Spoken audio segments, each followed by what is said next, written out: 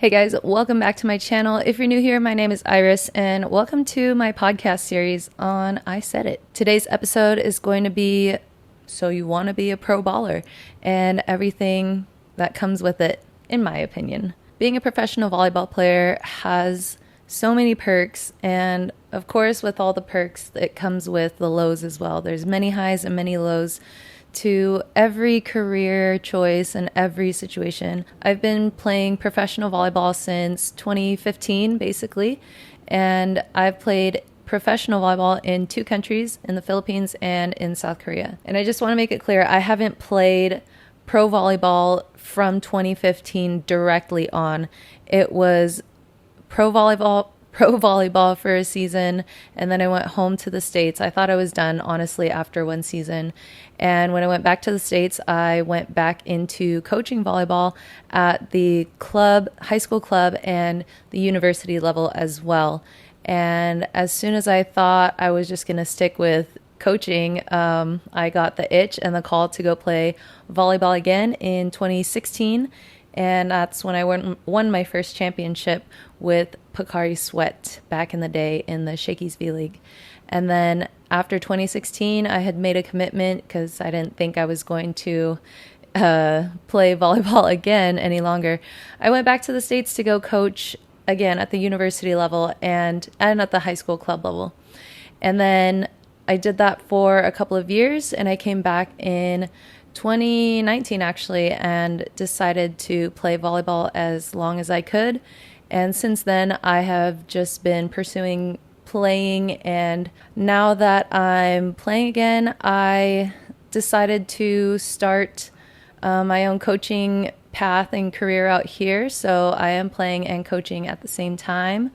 I coach from youth all the way up to I train professional athletes as well. From my experience as a professional volleyball player, let's talk about the basic things: the pay, the living, the situation. Am I basically being taken care of? So with the pay, it depends on your position, and I would say hitters, especially outsides, or even if you're an amazing right side or middle, I would say those get paid the highest, and I would say outside hitters get paid the most. And then living situation, it depends on what's in your contract. So it's either in your contract that they provide housing for you, and they're the ones responsible looking for exactly what you need, or you do it yourself and do your research and try to find close to or exactly the place that you want to stay. For the food situation, it depends again. Your team will either provide pre, during, and post-practice meals or supplements or food or snacks, whatever, or you're just completely on your own. Transportation, again, same thing. It depends on what country you're in, how far the venue is, all this stuff. If it's in your contract that you require transportation, then the team is supposed to come to an agreement, I guess, and then provide you that transportation. Some teams will provide drivers and a car for you. Some teams will even give players their own car, or they'll reimburse them for gas or taxi expenses. So those are the basic needs. I've also heard from many people from their experiences overseas that teams will either pay you on time or they'll delay payment, or some people those are the 2 main things, but some teams or programs or countries, sometimes they take forever to pay these players, and that's where it gets kind of sticky in the situation, which is very unfortunate. But that's just the reality of the way some things run in different countries and in different teams. Do your research and figure out, especially if you have an agent, have your agent figure out how fast are you getting paid? Are you getting paid the right amount? Are you getting paid blah, blah, blah? Also what's going in your salary, and if there's any money missing, you got to take care of that issue as well. Now let's talk about kind of the sacrifices of being a professional volleyball player for my experience. I am a dual citizen. I am Filipino and American, and that means I have 2 passports, and I'm able to be recognized as a citizen for both countries. It's fantastic, and also there are some interesting things that happen to me as a Phil-Am, but I've also heard similar stories to other Phil-Ams who play either the same sport or other sports in the Philippines. A lot of us have family out here, which is great. And for me, I have a lot of family spread out throughout the country, which is great because I get to travel and get to know my family more, different sides of families. It's really nice getting to know people that I was only able to connect with over the phone when my parents would be on the phone with their families, or nowadays through like FaceTime or emails and all that stuff. So it's really been nice getting to know my family members and learn more about my culture. And part of the sacrifice of, coming out here to know my distant family is that, of course, I have to leave my immediate family back home. I'm a single gal. I don't have children. I'm not married. So like me just being out here pursuing my dream has been a great thing. But also, yes, of course, I want to have my own family someday, but that's besides the point.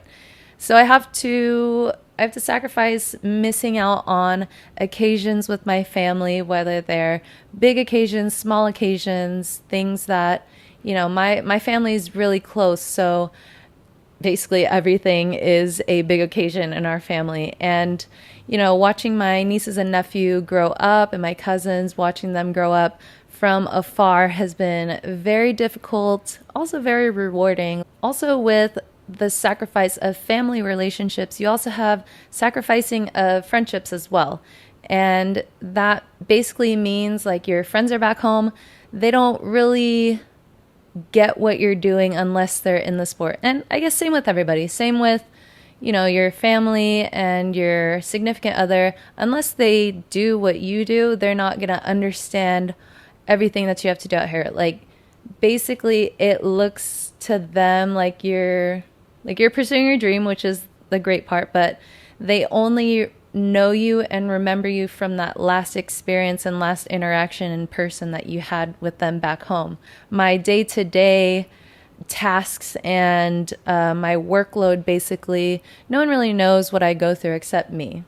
That's obvious. And the tough part about being a professional athlete are relationships, dating, all that stuff. It's not easy dating as a professional athlete, especially as a female professional athlete. It's very, very difficult because if I'm being honest, a lot of men get insecure about a lot of things surrounding my job.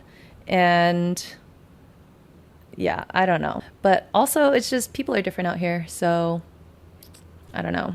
I did have a long distance relationship before where I was able to come out here, and he was very supportive of that. That relationship just didn't work out. So people are able to do long distance and they can make it work. I've seen many people who are professional volleyball players. I've seen them go through it, and there's still a lot of couples that are remaining strong, and then there's other relationships that just don't work out, and that's the reality of life, and also just dating a professional athlete, I think. So if you want to be a professional volleyball player, you're just going to have to make and understand the sacrifices that come with it. And, human connection is one of those things that you're really going to have to work on. You're going to have to make either an extra effort to go out and meet people, or make that extra effort to communicate with your family and friends back home. Or make new friends out here. Like, you're going to have to just put in that effort. It's completely fine and very, very encouraged to make non-volleyball player friends. For me, like, I love that I have friends and family out here that I've made connections with that come from different walks of life, different career paths. And it's pretty cool just getting to know people's stories out here. And sometimes you meet some of the best people wherever you're at, and then all of a sudden you're like connected with their circle back home, or like a friend of a friend knows this person, like a family member knows this person. It's just pretty awesome to make human connection. And so another type of sacrifice, or something I guess you can say would be more of a pressure, is that our job is not guaranteed every day. God forbid someone gets injured and you're unable to play the rest of your season. Now you got to figure out with your team, like, are they still willing to pay you while you're going through rehab and injury, recovery, all this stuff, like possibly surgery. It's tough. It's kind of scary. Like your body is your career in a way, and you have to do the best job you can of taking care of it. But most teams, in my experience, have been very understanding of injured athletes out here, and pretty helpful and supportive of their recovery journey, which is pretty awesome. So it really just depends on who you are and, you know, what type of value you still bring to the team and what your value is to the program and to those owners. So it's a touchy subject, but it's real. It's, you know, some people have made such a great comeback out of their injuries in their career, and it's been really amazing to see. So again, God forbid that happens to anybody else, but it does happen in this business, in this career path.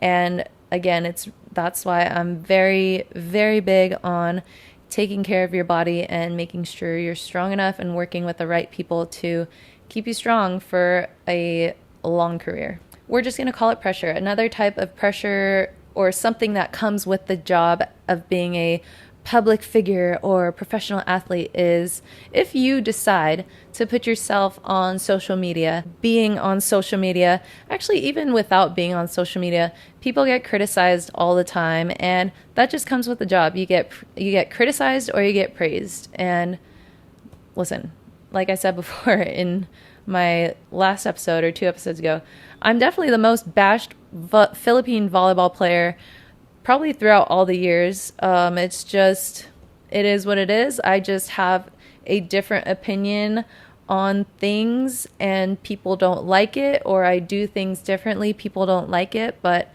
it doesn't affect me in the way that it's going to hurt my feelings and I'm going to cry about it every night, because at the end of the day, I'm just focused on myself and trying to improve my craft and trying to figure out ways to do that. So it doesn't really concern me in the way that the people who continue to criticize me are with me from start to finish of the day. And I mean, if I'm being honest, they can't do what I do.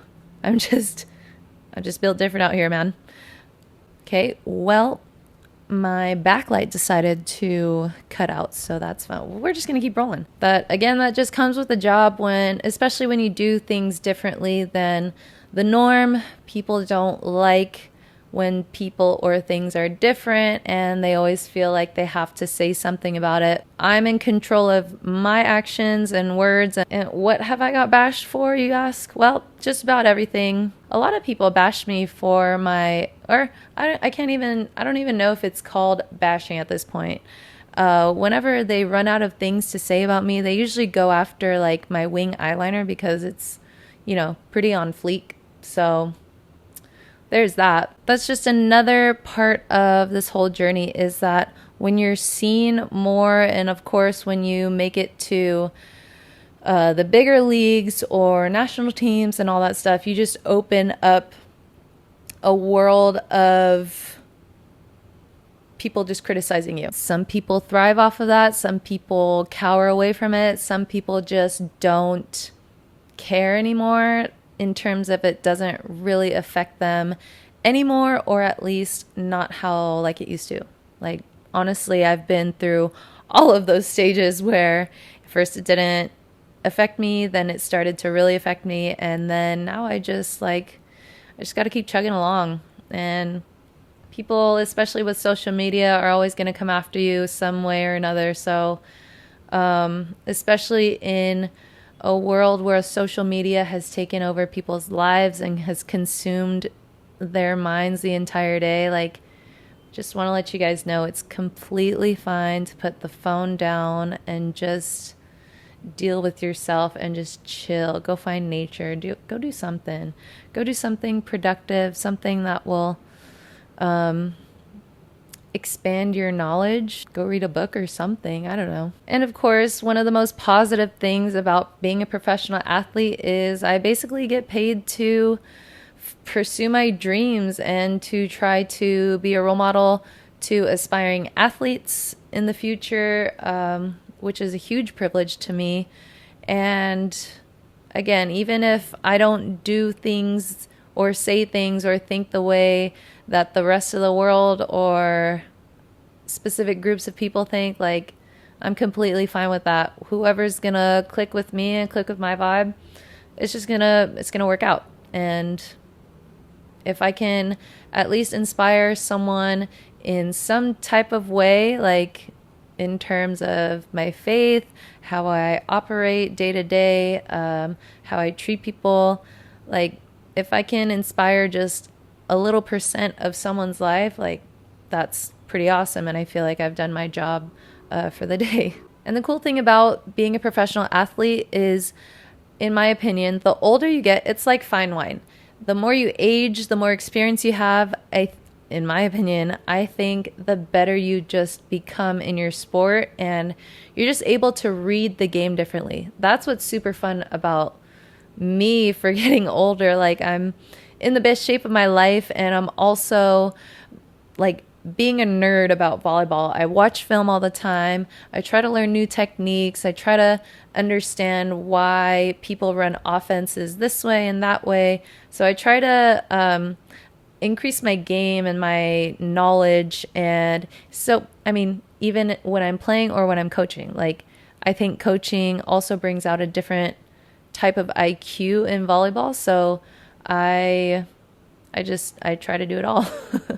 But if you continue to be great in your sport, and if you're valuable enough to other teams or other countries, it just gives you more opportunities. And it's honestly, like, it's so cool being able to say that I played volleyball in 3 countries, because I grew up in the States playing volleyball. Then I came to the Philippines again, and then went to Korea, and I'm back in the Philippines now. And my game is just different, and my mindset is a lot different. So it's been kind of fun and interesting to watch my own journey over the years. And that's kind of what I want to leave for my legacy, is that, man, I can go through all these things, all these trials, and all these victories, and still continue to learn, because I'm always learning, I'm always growing, or trying to at least. And it's really cool in my career being a professional athlete to be able to take some of these lessons and step back from it and, view it as life lessons as well. And that's just part of the beautiful things about being a professional volleyball player for me. So thank you so much for tuning in to another episode of I Said It. And thank you to everyone who continues to reach out and expresses how they're enjoying the series. I really hope you guys are enjoying the series as much as I'm enjoying filming these series. It's going to be really interesting once season starts, because I'll have more things to talk about as I try to break down some of the games and, talk about what's going on in our league a lot more. So leave a comment suggesting what else you guys want me to talk about, and I will do my best to get to it. Thank you so much again for tuning in, and I will see you guys in the next episode. Bye.